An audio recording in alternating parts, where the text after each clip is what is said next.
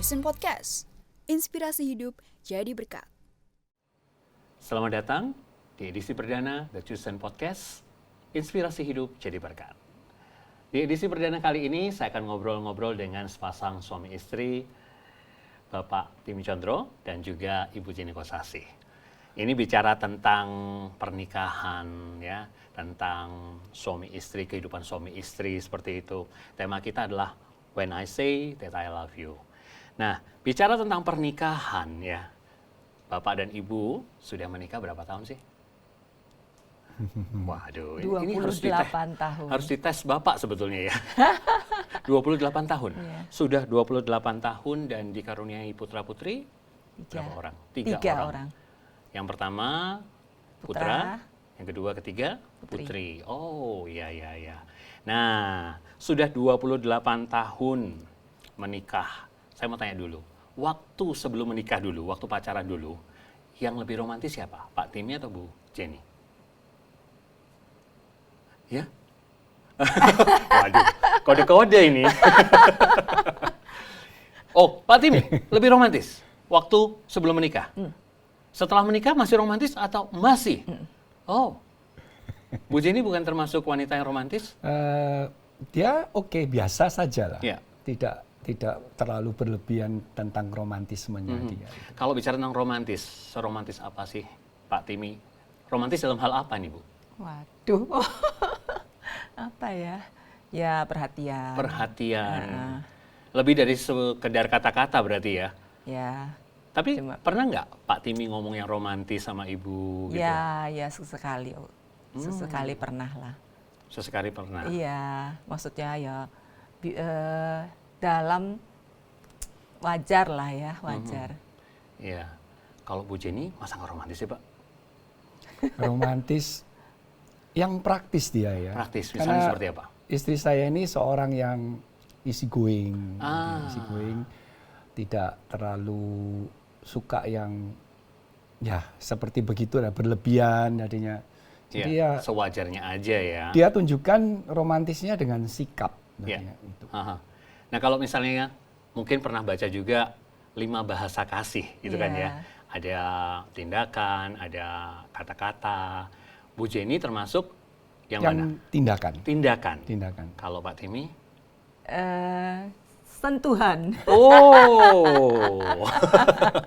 Begitu ya, Pak ya.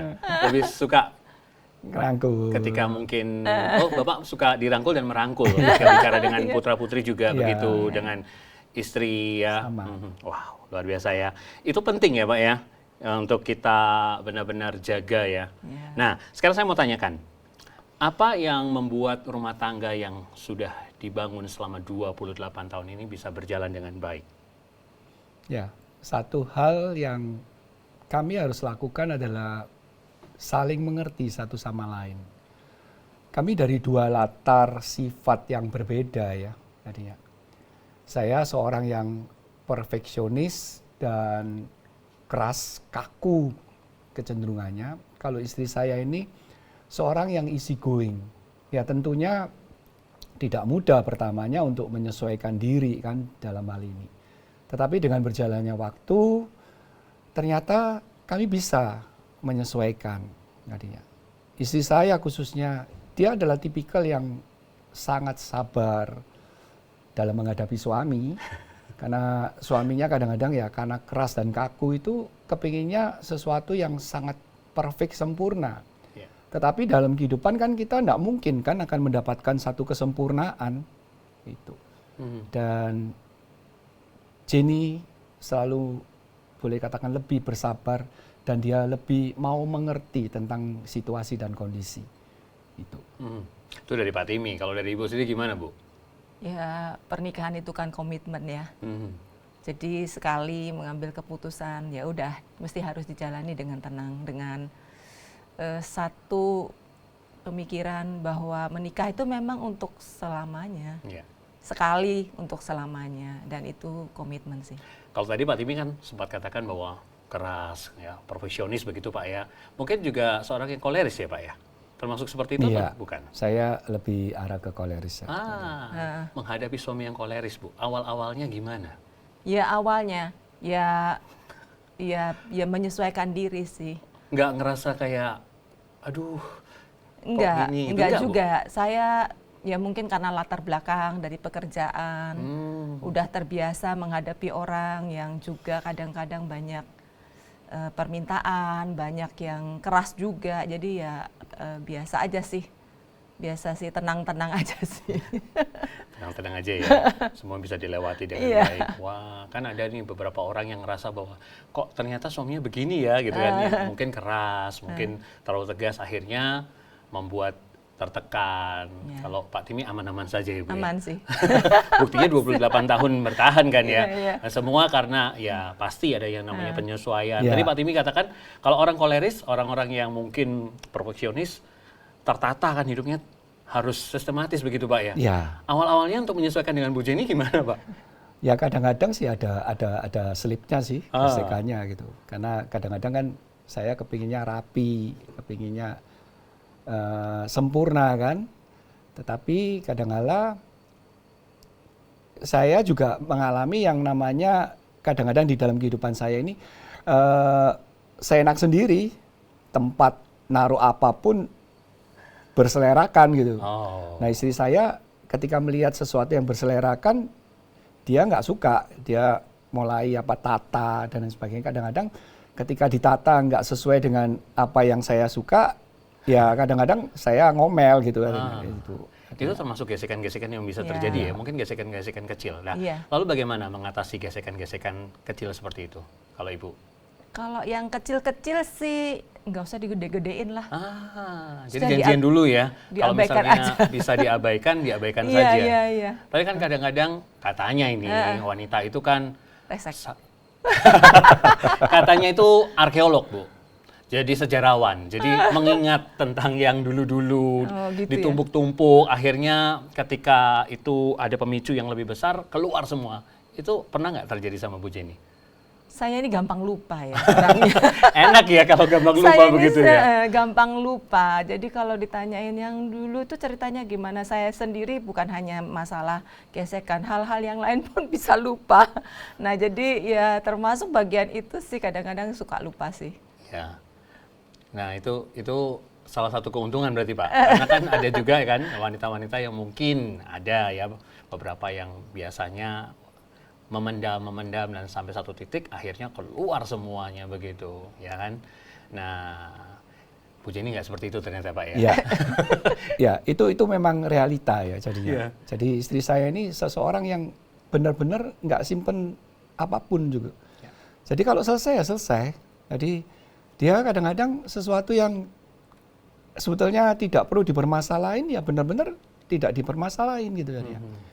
Dan itu yang membuat saya ini bersyukur punya istri yang sedemikian rupa jadinya. Iya, luar biasa. Nah, tentang konflik ya, pastikan ya ada konflik tadi yang gesekan-gesekan kecil katanya abaikan aja. Kalau misalnya konflik yang cukup ya besar begitu, gimana cara menyelesaikannya atau mengatasinya? Pak Timi, Bu Jenny? Ya bicara lah ya. Bicara. Nah, Bicarakan apa yang jadi penyebab. Terus ya janjian aja sih, minta maaf tentunya, minta maaf ya kalau saya salah. Terus ke depannya mau gimana, janjian sih. Ini kita perbaiki gimana. pernah ada rasa gengsi untuk minta maaf nggak sih? Pak Timi atau Bu Jenny? Enggak sih kalau saya. Enggak, sama-sama enggak? Enggak. Wow. Jadi kalau salah ya bilang salah begitu ya? Iya. Nah, gimana kalau misalnya ada yang seperti itu? Misalnya untuk malu atau gengsi untuk mengucapkan maaf. Seperti itu gimana menurut Pak Timi? Bagi saya sih kata maaf itu bisa membuat seseorang itu luluh ya tadinya. Termasuk bukan hanya di dalam hubungan kami berdua gitu. Termasuk juga dengan anak juga sama. Jadi kalau mamanya kami melakukan satu kesalahan terhadap anak dan kami sadar bahwa itu salah, maka kami tidak segan-segan untuk mengungkapkan papa minta maaf tadinya. Yeah. Saya ingat sekali ketika satu saat saya tidak bertanya dengan detail tentang situasi kondisi dari anak tertua saya. Begitu dia di mobil, kami berdua di mobil, saya marahin dia untuk sesuatu yang ternyata dia tidak melakukan sama sekali. Nah, ketika anak saya sudah turun, anak saya waktu itu ya sempat jengkel, sempat marah, sempat sedih. Ya. Ketika dia sudah turun, kami berdua di dalam mobil dan jalan lagi, istri saya mengingatkan saya, tadi itu tidak seperti yang kamu omongkan loh sebetulnya kondisinya. Lalu dia jelaskan tentang kondisinya, ini loh sesungguhnya. Saya sadar bahwa, waduh, ternyata saya salah. Ya kadangkala mungkin orang tua berpikir bahwa meminta maaf ke anak itu satu gengsi ataupun satu beban. Tetapi saya mau latih juga untuk menunjukkan bahwa kalau orang salah, belajarlah untuk minta maaf. Tadinya. Dan itu saya lakukan ketika anak saya naik lagi di mobil, saya berbicara kepada anak saya, Papa minta maaf ya, karena kesalahan seperti ini. Jadi itu mencairkan satu hubungan kembali itu tadinya. Saya tertarik dengan bagaimana Bu Jenny tadi ngomong sama Pak Timi ketika turun, bukan di mobil, ketika ada anak-anak. Itu yang dilakukan Bu Jenny ya? Itu luar biasa ya? Memang sudah janjiannya berdua kalau misalnya ada yang salah, suami atau istri, ngomongnya tidak di depan anak-anak, seperti itu? Betul. Itu penting? Iya. Oke. Ya jaga perasaan papanya juga, supaya dia kalau di depan anak mungkin kan dia belum siap kalau ditegur misalnya ya toh. Jadi tunggu anaknya nggak ada, jadi kita ngomongin dulu kenapa kok bisa begini gitu. Nah setelah dia, oh iya ya ternyata bukan seperti yang dia pikirkan. Nah sehingga dia juga siap untuk minta maaf karena sudah tahu gitu loh. Karena kalau mungkin Bu Jenny langsung ngomong sama Pak Timi di depan putra-putrinya bisa jadi konflik baru mungkin ya. Betul. Iya. Bagi anak juga nggak baik. Iya. Itu bicara tentang bagaimana anak juga tetap respect dengan orang tuanya, seperti itu ya. Wow, itu juga harus dibicarakan semua ya. Untuk pernikahan itu tidak sesimpel yang dibayangkan kan. Ketika awal kami menikah, kami sudah punya satu komitmen sebetulnya. Bahwa kalau umpamanya mendidik anak dan lain sebagainya, itu kami sudah sepakat. Jadi kalau umpamanya anak kami salah, maka ketika mungkin saya yang mendisiplinkan anak saya, maka mama tidak boleh bela anak. Jadi mama akan diam, bahkan mama mungkin akan mensupport di dalam artian bahwa dia mengatakan bahwa oh ini salah memangnya. Supaya anak juga merasa bahwa tahu kesalahannya. Dan saya juga diajar oleh istri saya bahwa harus berani berbicara untuk tentang satu kesalahan yang terjadi. Orang tua kan biasanya marah tanpa ada satu kejelasan. Nah, istri selalu mengingatkan bahwa ketika kita ada satu marah, apa yang menjadi yang kita marah itu, apa yang menjadi permasalahan utama, itu yang kita omongkan. Harus jelas lah. Harus jelas. Sehingga anak itu tahu, oh salah saya di sini. Dan ketika kami lakukan itu, ya sudah sepakat. Kalau ya ini yang mendidik, ya saya akan diam. Jadi kita tidak boleh menunjukkan bahwa oh kita belain, karena itu hasilnya tidak baik nantinya. Ya, jadi mereka akan merasa bahwa oh aman sama papa, oh aman sama mama, betul. Larinya ke situ ya. Tapi mereka ngerti bahwa orang tuanya bukan hanya membagikan kasih, tapi juga memberikan disiplin. Betul. Wow, luar biasa ini ya. Nah, kalau bicara tentang kebahagiaan ya, kebahagiaan dalam rumah tangga, kebahagiaan dalam rumah tangga, bagaimana sih caranya supaya bisa menjaga kebahagiaan dalam rumah tangga itu lebih dan lebih lagi? Kayaknya Bu Jenny nih yang jawab. Komunikasi lah ya. Komunikasi? Jadi bahagia itu kan bukan kondisi di luar, tapi kondisi di dalam diri kita masing-masing. Jadi kalau kita dalam kondisi tidak baik, ya saya mungkin harus bicara, kalau saya lagi moodnya nggak baik nih, saya lagi pusing nih, saya lagi stres nih, kena pekerjaan, kena apa gitu, saya biasanya bicaralah supaya kalau ada apa-apa juga bisa menolong. Terus kalau ada misalnya ada konflik, mungkin dia bisa tahan dulu lah, jangan langsung dibicarakan. Dan kalau misalnya saya bicara yang mungkin nggak enak, dia juga bisa memahami, oh ya dia lagi nggak enak nih, bisa lebih tahan lah ya. Jadi sama-sama menjaga situasinya kayak gitu.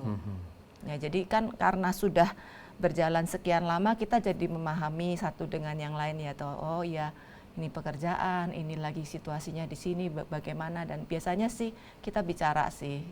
Kalau sepanjang dulu kalau pergi kerja, Pak Timi suka antar saya kerja itu sambil bicara di sepanjang jalan, kita membicarakan apa saja yang sedang kita hadapi, kita alami. Oh, kejadian-kejadian hari ini apa, itu kita ngobrol aja, santai aja sih, nggak jelas juga ngomongnya, yang nggak terlalu penting, kadang-kadang udah kita ngomongin aja kayak gitu sih. Tapi itu bicara tentang bagaimana komunikasi bisa terjaga dengan baik ya. Iya. Oh, Pak Timi. Ya, itu yang kami lakukan selama ini jadinya. Jadi saya masih ingat sekali ketika saya masih aktif ya di sekuler juga. Kebetulan kantor kami ini berdekatan, jadi berangkat pulang kami selalu sama-sama gitu. Nah di mobil itu kita cerita tentang apa yang terjadi. Kalau di kantor ada masalah ya kita ceritakan. Dia ada masalah di kantor ceritakan. Dari situ terjalin satu komunikasi yang baik. Dan percaya bahwa komunikasi itu bisa membuat kita ini tenang gitu loh. Jadi membuat kita tenang. Nah satu hal lagi, ketika kami ini bisa bahagia dalam rumah tangga, pastilah ada waktu-waktu tertentu yang kami harus lakukan berdua. Jadinya lakukan berdua. Kami masih ingat ketika anak-anak sudah lumayan besar sih. Jadinya kami ambil waktu tertentu untuk kami ini pergi berdua. Jadi pergi berdua. Jadi ada satu masa kita bisa perginya mungkin Jumat, Sabtu, Minggu. Jadinya ke mana? Keluar kota, atau keluar negeri, short escape. Kami pergi di situ untuk kami berdua. Jadinya seperti ya pacaran kembali gitu jadinya. Dan itu yang membuat satu kedekatan tuh semakin kuat sih. Itu disepakati sebelum menikah atau dalam perjalanan pernikahan? Dalam perjalanan pernikahan. Dan Ibu menikmati saat-saat itu ya? Iya. Nggak harus, orang tuh nggak harus formal gitulah ya. Hidup itu kan memang ya harus dijalani dengan santai. Di luar itu udah banyak tekanan, di dalam rumah jangan ditekan lagi. Betul. Gitu kan. Harus lebih nyantai, karena ini kan orang sendiri. Di luar tuh kan orang luar. Kalau misalnya di luar sudah ada tekanan-tekanan, dibawa ke rumah malah lebih betul. Luar biasa lagi ya, kacaunya maksudnya gitu ya. Jadi benar-benar kita bisa memilah-milah begitu ya. Dan itu nggak gampang sebetulnya untuk memilah-milah itu. Ya, jalan aja deh, jalan santai lah pokoknya. Iya, jangan terlalu serius lah dalam hidupnya. Menikmati hidup ya. Iya. Oke. Nah, terus gimana cara Pak Timi dan Bu Jenny untuk bisa menularkan kebahagiaan dan kesatuan kepada anak-anak? Contoh lah. Contoh, teladan. Iya. Dengan bagaimana apa? Contoh ya sehari-hari saya misalnya suami, menghormati suami, nggak ngomong yang bentak-bentak suami, kasar-kasar. Saya terhadap orang tua itu juga. Mereka lihat saya dekat sama orang tua, mereka melihat bagaimana sikap kami terhadap orang tua gitu ya. Dan mereka bisa, oh ya keluarga itu seperti itu. Kalau orang tua kita butuh pertolongan apa, ya kita tolong, kita apa ya kan. Saya tidak serumah dengan orang tua, tapi mereka tahu bahwa kami dekat dengan orang tua. Jadi itulah caranya ya. Dan itu semua tidak dibuat-buat ya, itu alamiah lah. Yeah. Alamiah kita lakukan itu karena memang ya begitulah kami sekeluarga. Wow, teladan ya. Ya. Karena teladan itu sesuai kan, cocok.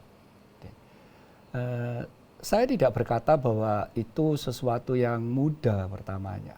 Saya dulu pernah mengalami satu situasi kondisi di mana saya lebih konsentrasi di dalam pekerjaan. Jadi ya, pekerjaan dan banyak waktu yang saya buang di sana. Sehingga perhatian dengan keluarga itu sangat kurang. Saya lebih utama di pekerjaan, seorang workaholic, tadi ya, tinggalkan keluarga sampai 2 minggu kadang-kadang, tadi ya. Sampai pada suatu titik tertentu saya dengan anak saya tidak dekat. Jadi saya dengan anak saya tidak dekat. Istri saya lah yang mengingatkan saya bahwa hubungan di dalam keluarga itu sangat penting, khususnya terhadap anak ya. Jadi ada satu batasan waktu kalau kita ini mau berhubungan dekat dengan anak kita ini sampai waktu tertentu, hanya pendek waktunya itu. Kalau pada waktu itu saya masih ingat sekali istri saya berkata, sampai hanya SMP. Bisa anak-anak itu setelah SMP kan punya teman-teman masing-masing, terus akhirnya Punya kehidupan sendiri-sendiri nantinya. kedekatan kita jadi makin jauh jadinya. Sampai pada titik itu saya juga tersadarkan untuk hal itu.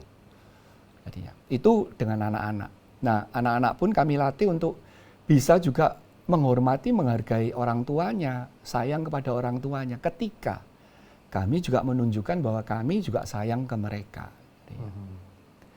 Saya juga masih ingat sekali dengan perkataan istri saya ketika saya berpergian ya, jadi bepergian.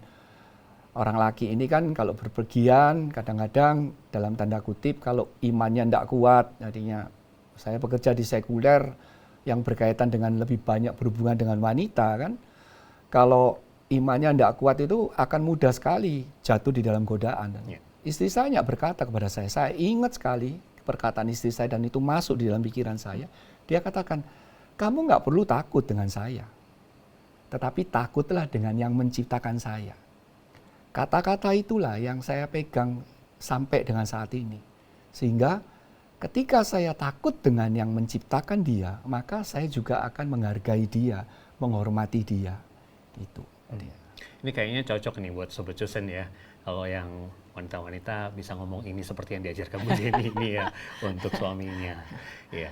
Nah, Pak, ini saya mau nanya. Kapan terakhir kali ngomong I love you? I love you memang tidak setiap hari ya kita katakan. Tetapi setiap kali kami di rumah ketemu ataupun di situasi santai, saya kadang-kadang berkata bahwa aku sayang kamu. Ya, lalu yang kedua, saya juga berkata ke dia, saya puji dia katanya, kamu cantik loh. Kamu cantik loh. Jadi itu kata-kata yang saya selalu ungkapkan kepada istri saya. Dan kami selalu saling memanggil ya, kami berdua adalah, kami panggil dengan saya atau sayang ya. Jadi itu bagi bukan kami. sayur ya Pak? Bukan sayur. Oke. Jadi itu. Dan itu yang dikatakan seperti itu. Jadi boleh dikatakan mungkin kata-kata I love you itu nggak terlalu sering. Ya. Tetapi tadi ya. dengan tindakan, dengan sentuhan, dengan rangkul, kadang-kadang ya itu sudah mewakili semuanya. Wow, luar biasa. Mungkin ini yang terakhir, pesan untuk mereka yang sedang menjalani pernikahan, ya, bagaimana supaya bisa tetap rukun, tetap bahagia. Istri dulu. Oh. Ya, pernikahan itu kan antara kita ya, dalam artian kita yang harus menjaga. Kita tidak bisa menjaga pernikahan kita tergantung dari situasi di luar kita. Apa kata orang, apa resep dari orang dan sebagainya. Itu kita lah yang menjalani. Kita yang tahu bagaimana pasangan kita. Dan itu khusus ya, unik ya, spesifik. Jadi kita yang harus belajar mengerti pasangan kita, terus belajar ya bagaimana kita enak dengan pasangan kita untuk setiap hari lah. Nggak usah terlalu panjang, tapi setiap hari kita merasa bahwa ya ini bagian dari kita yang harus kita jaga. Kebahagiaan itu juga dari dalam saya sendiri, tidak tergantung pasangan, maka saya harus menjaga hati, menjaga pikiran supaya tetap menjalaninya dengan baik. Ya saya sih sederhana, nggak terlalu ribet lah hidup ini ya. Nah, Pak Timi. Ya. Dalam prinsip saya, bahagia itu atau keharmonisan dalam rumah tangga itu memang tidak mudah. Tetapi ketika kami mau melakukannya dengan benar dan tahu tugas fungsi kami masing-masing, itu akan jadinya jauh lebih baik. Dan kita selalu menghargai, menghormati istri.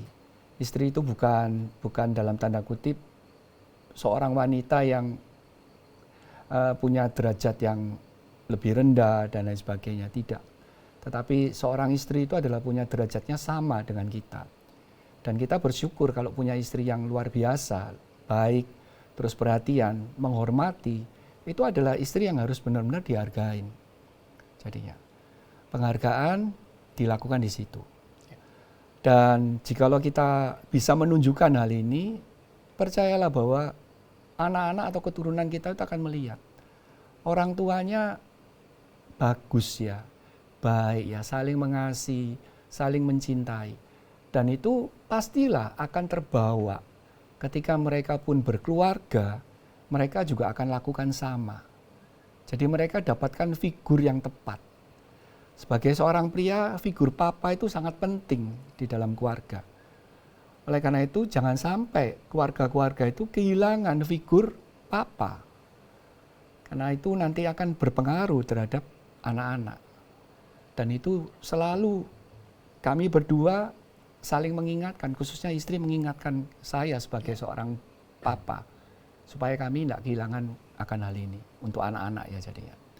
Jadi itu yang katakan. Bahagia itu harus memang betul-betul tergantung dari kita sendiri, bukan tergantung dari orang lain ataupun tergantung dari lingkungan kita, tidak. Ya, bahagia itu pilihan dan keputusan Iya, kita ya. Betul. Untuk kita tetap bahagia, menjalani kebahagiaan dan membahagiakan orang-orang sekitar kita juga.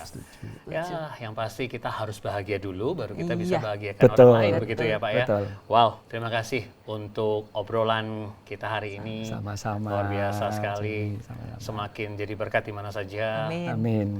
Sobat Jusen, demikian perbincangan saya bersama dengan Bapak Timi Condro dan Ibu Jenny Kosasih. Ikuti terus podcast dari The Chosen Podcast. Inspirasi hidup jadi berkat. Saya James Lesmana. God bless you.